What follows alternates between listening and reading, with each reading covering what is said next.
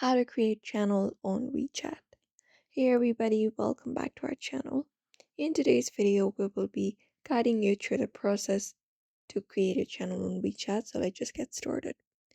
So first of all, you may just go ahead and launch the WeChat application on your device. And once you go ahead and launch it, you should be finding this kind of interface once you are logged in. So once you are logged in, you may hit over the Discover tab, which is on the third of your screen. You may just go ahead and tap on it. And when you tap on it, you will be finding different options within Discover. You may look out for the option called Channels and tap on it.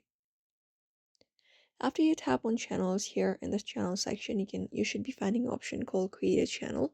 You may just go ahead and tap on that option if your channel is not created. And the thing is that option is not available in all the regions.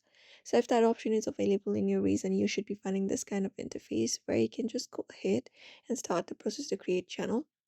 For that, you need to provide a picture if available. After that, the name of your channel, and you can even provide a bio and select the gender.